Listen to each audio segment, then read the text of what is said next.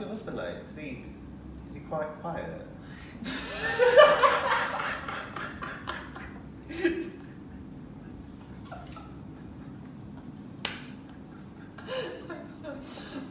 Yeah.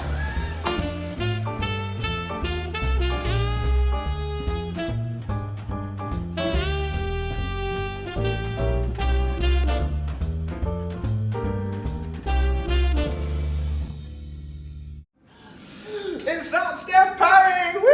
On that Stagey vlog. What a great name! You chose that? What, that's Steph Parry? Yeah. It came from, I did a cruise ship in 2010, and I was, a couple of my friends from the cast went to the buffet, and they were overheard this woman talking about the cast, and she was like talking about how great the shows were, but she was like, oh, but that's Steph Parry.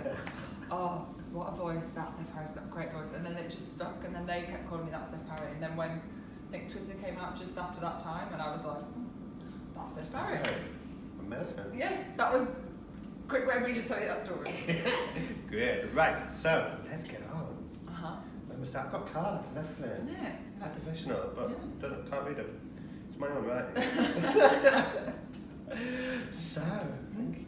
And t-shirts. I know, it's all branding. I know. All You should brand. see if you can superimpose it onto my t-shirt. That would be good. Yeah, one on each breast. Yeah. So, Steph Parry, understudy of the world. Understudy of the world. I think you are. Oh, okay. I'll take it. I've heard that about you. Any job, any role, Yeah. she can do I it. know. Yeah. I didn't realise you'd done a bit of Shakespeare. I have, yeah. It was my first job out of drama school was As You Like It, and then a few years later I did Othello. I love Shakespeare. Wait, understudying Othello? No. No. No, I played Desdemona and I had to die on stage and lie there for about 20 minutes, which was an experience. The first time you died on stage? No, there's been a few times that I've died on stage. Yeah. So, Don't believe it. thankfully not recently, but yeah.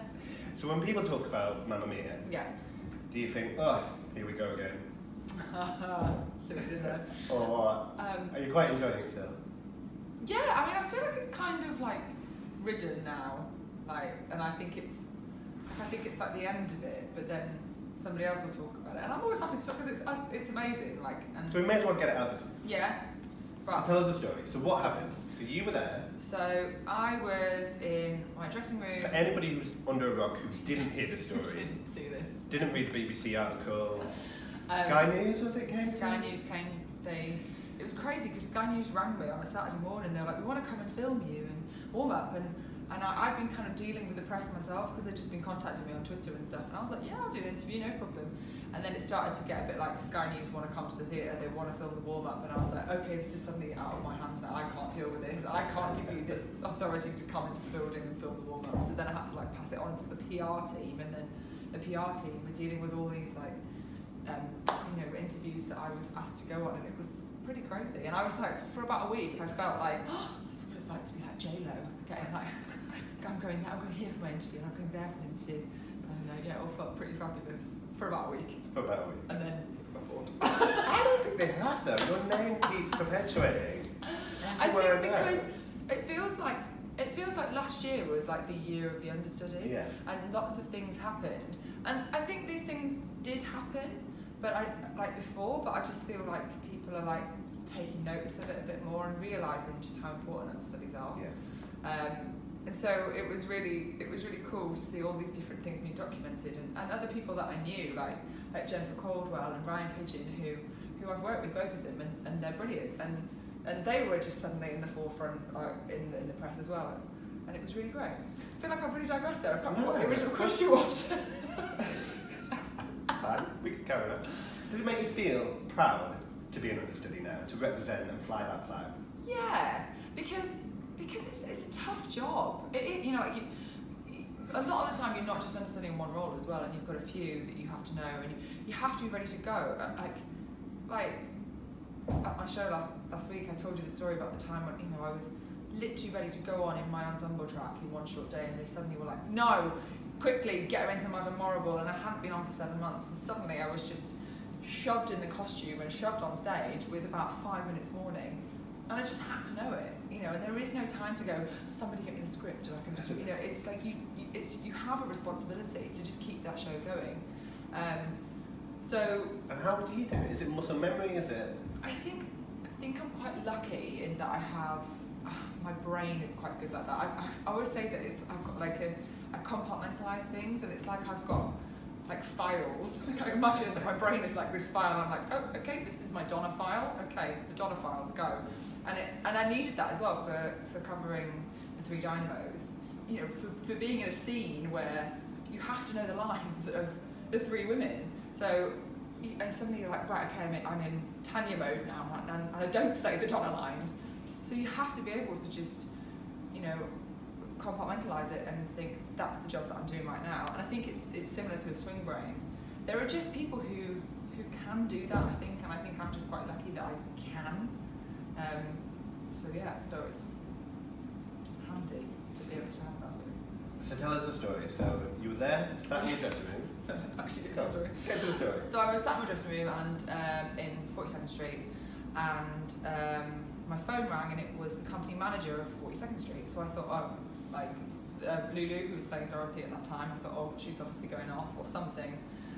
I'm needed somewhere. And I was needed somewhere, but it was down the road in Mamma Mia. And he said, he's like, I've got the company manager of Mamma Mia on the phone, and he's just checking that you're in the building. So I said that, yes, you. Well, he was like, I'm just checking that you are. And I was like, oh, yes, I'm here. And I haven't just nipped off down to Wagamama's for my dinner. Other things are available. So he said, oh, I'll call you back. I don't know what's going on, but there's an emergency, and I'll call you back. So he phoned me back like a couple of minutes later, and he just was like, yeah, there's been an emergency at Mamma Mia. They need you. Don't worry about anything. I'm gonna clear it with everybody here in the office. He said, just go. I'll deal with it, or just go. And I remember standing in my dressing room for a moment, just like going, because I couldn't figure out whether or not to take my bag. Because I didn't know whether or not I was going to be back within like 5 minutes. They just wanted me to go and stand by there or something. And I just remember just standing going, no, right, take my bag. Like, but it just that's the thing that I remember most about it, was whether or not I was going to take my blooming bag with me. But I did take my bag, and it was lucky that I did, because they were like, I kind of semi-walked, semi-ran, and got to the stage door, and Philip Effermy, the general manager of Mamma Mia, was at the stage door, and was just like, can you do it? And I was like, I don't know what you want me to do. And he said, can you go on for Donna now? And I was like, and I just remember just being like, well, where are you in the show? And he was just like, but we do need you to go on. And I was like, I know, but where are you? I don't know why I cared so much about where they were in the show. I just think I needed to go, like, from that moment, can I go on? And he was like, we've just done the Dad's Arrival, you're about to come on and do Mamma Mia, and he was like, can you do it? And I was just like, well, now that I know what I needed me to do, yes, I can do it. So I just was like, at that moment, I didn't think about whether or not, I just, yeah, it was just like, yeah, of course I can do it. And then kind of got shoved into the dressing room, tried on loads of different costumes, because mine obviously weren't there. I just got back from holiday, my hair needed a wash so badly that he just like backcombed it so much, and was like, Rick, who's the head of wigs at Mamma Mia, was just like, what is this mess? And kind of shoved it up, put a mic on me, and then they were like, do you need anything? And I was like, guys, I just need to go for a wee. And I went to the loo, and I sat there, and I just was like, right, do I know the lines of this? Like, I was literally ready, and I was like, I just need to like, and then I was like, yes, okay, I know the lines of this scene, we'll just deal with everything else as and when it happens. And then I just remember being in the wings and just having this moment of, what am I about to do? What am I doing? And then Jacqueline, who played Rosie, running into the wings and just going, hello, I haven't met you before, we're meant to be best friends for 20 years, so I just thought I'd come say hello before you come on stage and I meet you for the first time. And then I was like, oh yeah, I need to actually pop on and just meet my daughter as well, because I've never met her before. So then I just ran on stage and was like, hello, lovely to meet you, I'll see you in a minute, bye. And yeah. And did you know anybody in the cast? Richard Trinder, who plays Sam, was there when I was there 5 years ago. So there was a moment where, in Act 2, when I was singing Winner, and I was like, wow, this is weird, because this is exactly kind of where I was 5 years ago. I only did it 5 times, because I was second cover in town. But it was like, It was like putting on a comfy pair of slippers and going, I know you. Oh, we've been here before. This is cool. But everybody else, I knew Kate Graham, who plays Tanya, and then Adam Clayton Smith was in the ensemble, and he was in the ensemble when I was there. But that was it. Just kind of knew some people, like, you know, I'd met them a couple of times, but yeah, it was weird. It's very weird. And how smoothly did it go? Do you know what? It actually went really well. I mean, there were a few times where I kind of got pushed into place, and I remember Super Trooper being just like, I can't remember this choreography for the life of me. But just kind of hung back between the other two dynamos and was like just a slight kind of millisecond behind them. But actually, it went. I think because, do you know what it taught me, and I think this is a lesson I think for a lot of performers, is I didn't have time to get in my own head. I didn't have time to go, oh, do you know what you're doing, Steph? Do you know you're going to mess this up? And there was none of that. There was none of the self-talk that I think that can really hinder performers. Is you don't give your best self because you're too busy kind of in here going, I don't know if I've got this. I had no time to think, so I just had to go, right, I trust myself, I trust that this is going to come out, and there's some muscle memory in there somewhere, and the lines are stored somewhere, and they're just going to come out. And I think that, I'd like to say it was a lesson that I've learned. I still get in my own head, so yeah, but it was really cool to kind of go, oh wow, like when I just trust myself, it does all come together. It's great that it's giving you like confidence. Yeah. So, you summed up recently your career so far in the most stages way possible, I think. Do you remember what you said? No. You compared yourself to Joseph. Okay. Oh yeah, because I said it was like the 7 years, didn't I? Yeah. So you said it was 7 years of famine followed by 7 years of feast. That's it, isn't it? Yeah. But then in Joseph, doesn't it go back? Isn't it like 7 years? It's 7 years feast and then it's 7 years famine. Oh, I don't know. Oh no, it's the other way around with Joseph. I'm like Joseph. You are like Joseph in reverse. Yes, I'm really multicoloured, just like no, black and white.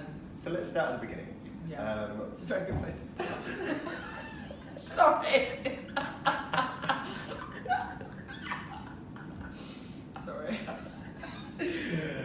What was your first? I'm not even that stagey, I'm really not. Neither am I. It just says it all over my t-shirt. Okay, so. What was? You were in West Side Story. I was. In Cyprus. As anybody. As anybody's. You've been doing your research, I haven't did you? my research. I wrote these notes down. Although I was like, who? Anybody's? Anybody's. The little runt. The tomboy. The tomboy, that's it. The little runt. Run with the litter. Yeah. Yeah, I just kind of ran around being annoying, really. And you never stopped. And I've never stopped, yeah. Very true. But it was funny because I was actually cast as one of the Jet Girls. And the rehearsal process started, and one of the other girls was cast as anybody's.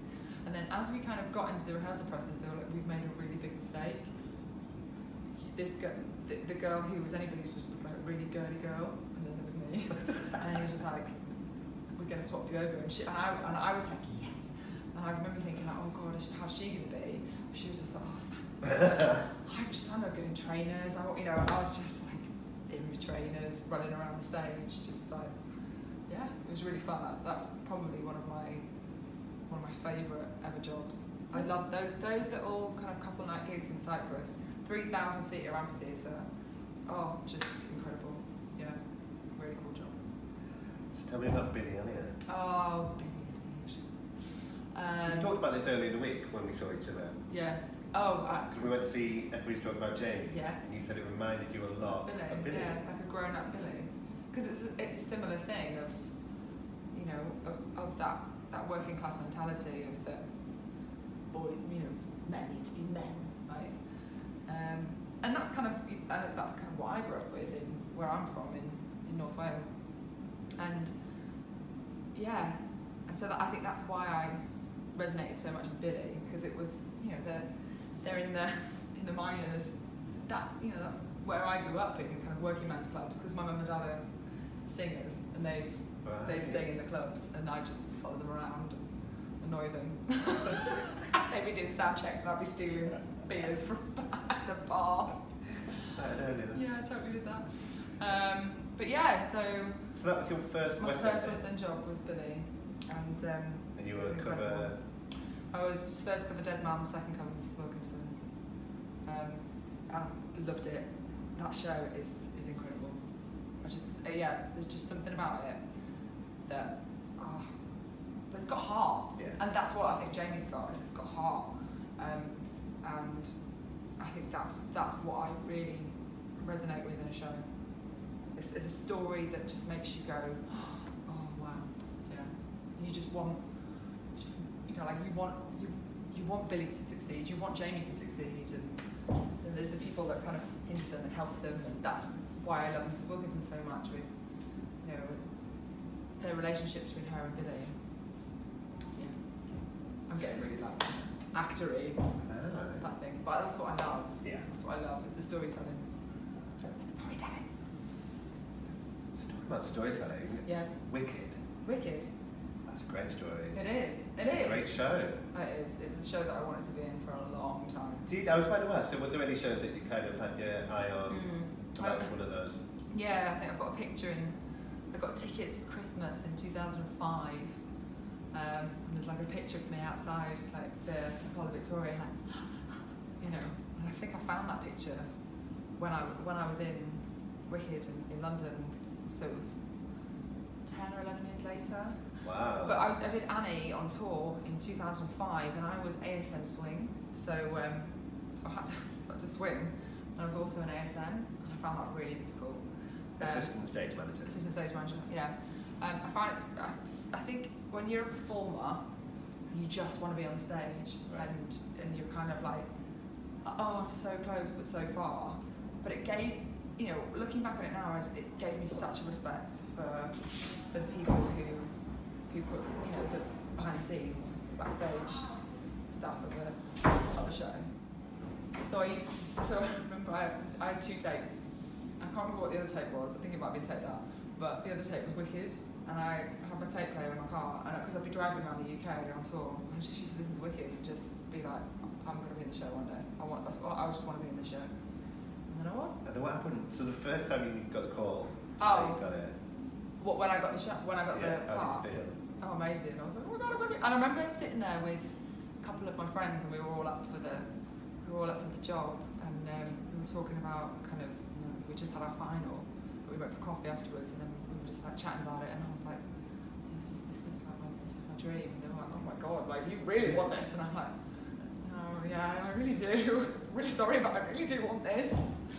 And so then when I did get it, then my mate was like, yeah, nice. And then she ended up getting a really good job actually, and I was like, oh, it's kind of was meant to be. So. How long were you in it for? Wicked, just a year. Yeah. And did it live up to everything? Yeah, I mean, it's just,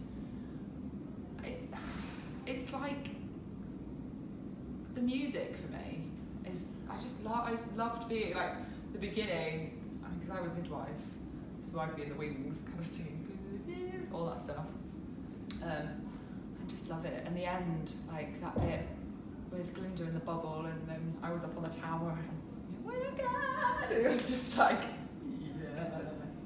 yeah, it was a cool show to be involved in, and the message of the show as well. Yeah. And the fans, there's the different shows that you're in, like different fans kind of come with it, and the fans of Wicked are, they are stalwart fans, but really lovely. Yeah, a few of them have like followed me down along. the Yellowbrook Road. Yeah, which is lovely. Yeah, cute. Okay, so 40 Seconds to Mars. Yes. What a show. Isn't it? It's incredible. It was incredible. Yeah. It's like, it Short doesn't lived, exist 2, anymore. 3 years, was it? It was just under 2 years, I Under think. 2 years. Yeah. You joined midway. I joined in March. We opened. Yeah. So I was the second cast. Yeah. It was. And you covered both. I was standby for Maggie Jones and Dorothy Brock, and then for July and August I was given the role of Dorothy Brock, and it was insane.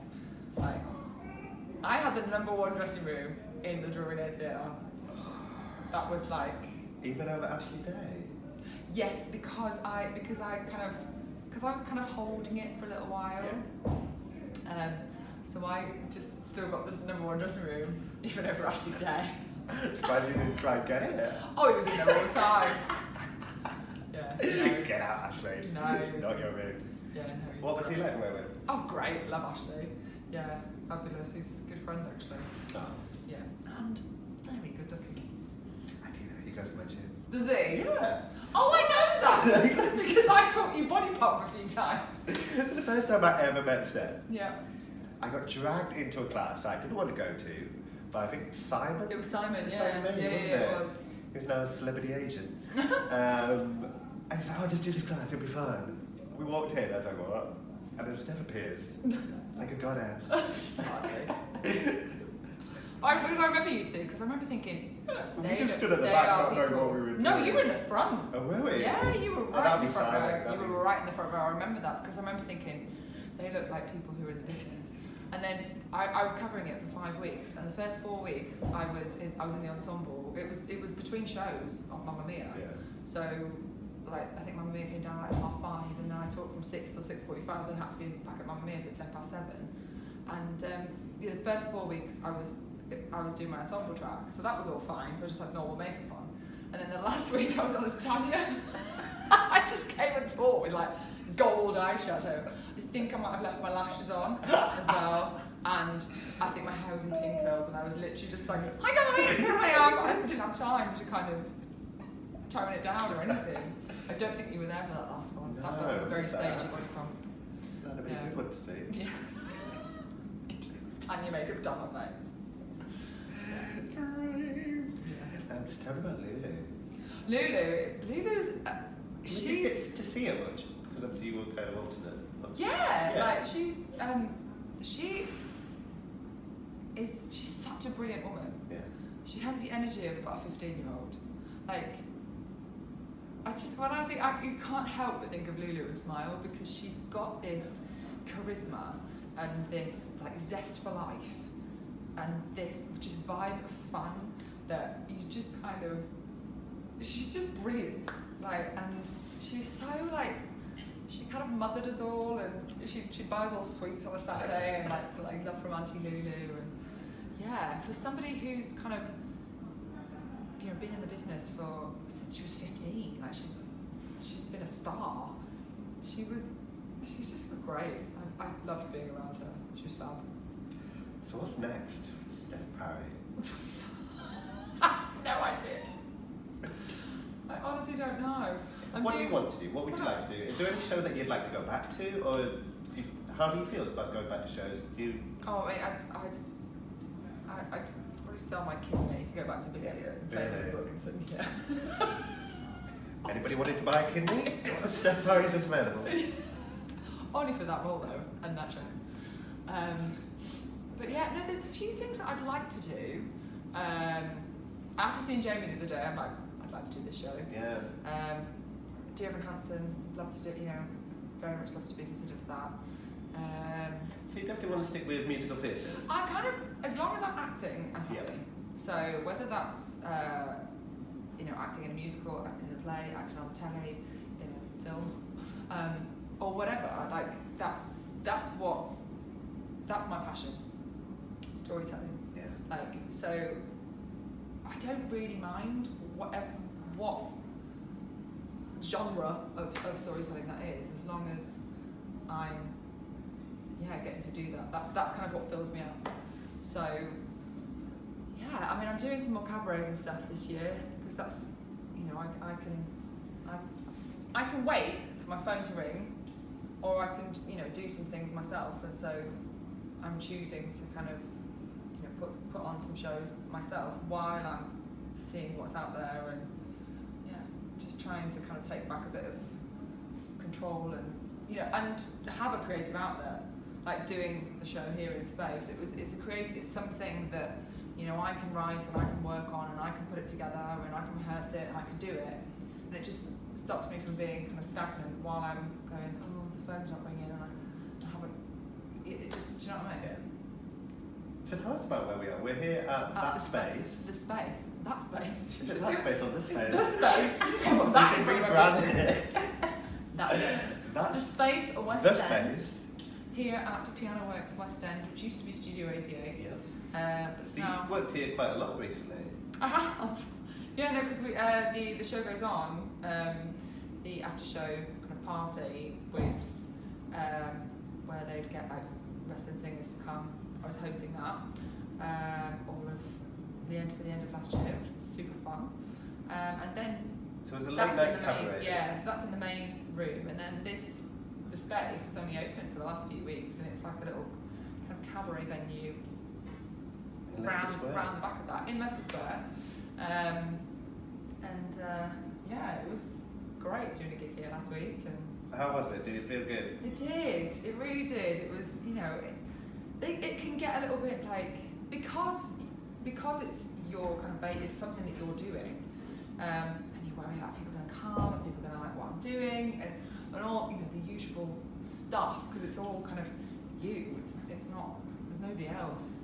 It's just you and with a microphone and a piano and people just going, okay, what are you going to give us kind of thing, and they don't know what I'm going to do. So yeah, but just try not to put that stress on myself, but I do. Are there any songs you hate singing that you have to, or you've had to in your past? Ooh. No. That's It's funny, that, isn't thank it? you. No, not really. There's nothing that I kind of go, no, don't sing that. And I'm not bored of singing anything yet either. As in, you would think that I might be bored of singing The Winner Takes It All because I have sung that song a lot. My dresser at Wicked always used to be like, oh, that The Winner Takes It All. You've never done that before, have you? And I'm surprised you know the words. And I'm like, oh, thanks. I know it's rather done. But yeah, no. To be fair, if you haven't seen Steph do that song, it is brilliant. Oh, thanks. It is beautiful. I mean, there's plenty of there's plenty of videos of it on YouTube, like the different times that I've sung it. Okay. Okay. So, Yeah. lyrics. Let's test your knowledge. You should know these. You've been in all of these. So, Okay. we're going to start with I feel charming, oh so charming. It's alarming how charming I feel. Good work. What show was that? That was West Side Story, and I think I was completely in a different key. There we are. To me. To you, to everybody. To West Side Story. Okay. So, next one. Yes. It doesn't matter if you're large or small. Trapezoid, or short or tall. Oh, that was that. Oh. All this will be up. Even if you can't sing at all. We can't again. Yeah. No, yeah. that's good. No. That was Billy Elliot. Billy Elliot. B. amusing. Amusing. Super smashing great. Okay, next. Building me a home. Oh, thinking I'd be stronger. Thought I was a fool. Playing by the rules. I was moved by that. Were you? Just a little With bit. your tears. No, just off the step. Right. Many years I have waited. For a gift like yours to appear, why I predict the wizard might make you his magic grand vizier. Really good at these. Oh, thanks. I'm not going to catch you out, am I? Okay, so next Probably one. not. No. Unless I just. Let's try it. No. Life begins when. Oh, it depends which part of the song you're singing. You get your guy all alone. Good. Yay! What show was that? That was 40 seconds. 40 seconds straight. Amazing. Good work. Thanks! Anybody would Wow. think that I knew what was coming. Anybody would have thought. Anybody would have thought that I knew what the questions were going to be before I got them. Really? Thanks a Really? lot, love. Oh, no problem. It's been a pleasure. Oh, thank you for having me. You're welcome. Yeah, that's right. Do you want me Victoria? Do you want me with soups? What do you know? Ready to order, sir? I love Jimmy Waters. One soup and another soup.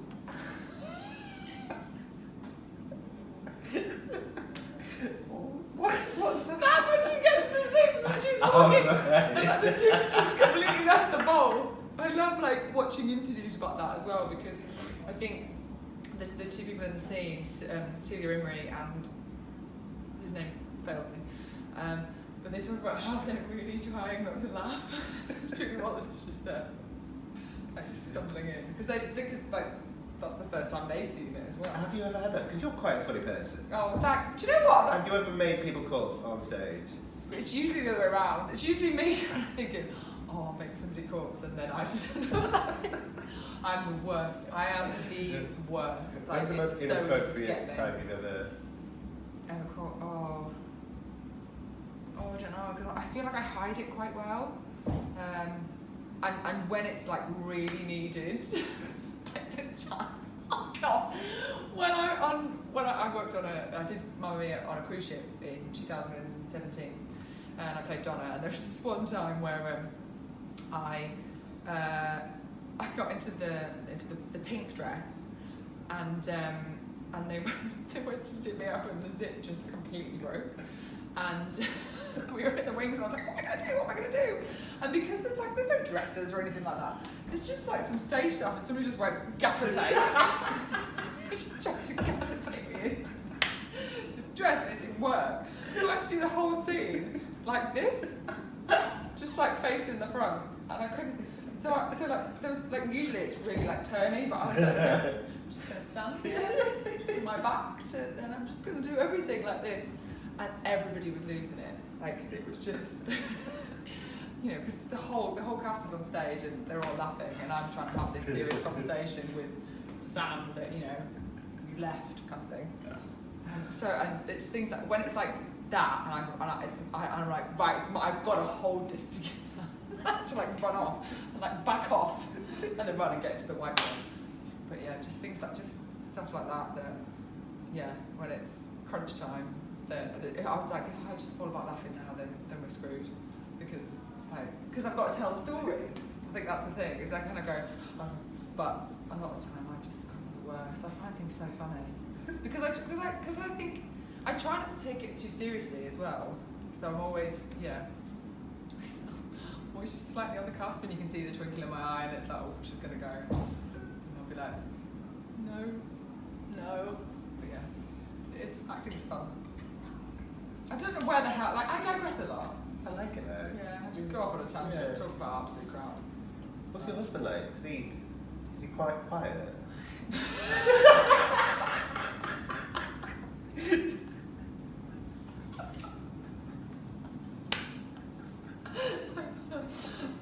Yeah.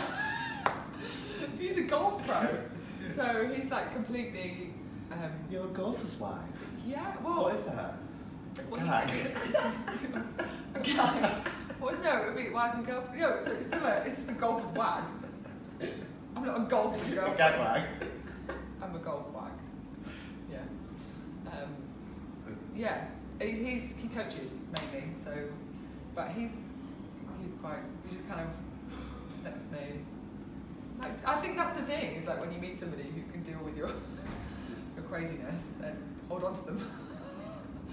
And he like, did you see that Facebook video of like living, you know, going out with an actor or something, and there was a girl just being like, you know, over dramatic, and then he was like, yeah, this is you. But I'm constantly like testing my lines, and he's like, oh God. And I'm like, no, this is like part of my job, help me. He hates it. Do you ever help him with the swing? No. I don't even like golf's on the telly, and I'm like, oh, switch it off. Yeah. No. But he's like, you know, it's different. He's always like, you never come watch me play. I'm like, you have to be at everything. Oh my God, I'm making myself sound really high maintenance. I'm actually not. That's been Steph Parry. That's been Phil Dehaney. And that's been That Stagey Blog Meets. Thank you very much for watching. If you want to get in touch with Steph Parry, she's on Instagram and Twitter. I am. What's your handle? That's Steph Parry. There she is. And I've just started a Facebook page as well. Have you? Yeah, I've got 21 likes. Oh. So if you want to like Steph Do you want to be my Parry, 22nd? get on board. Yeah. And if you'd like to see any more of these videos, please subscribe. Thank you very much. Thank you.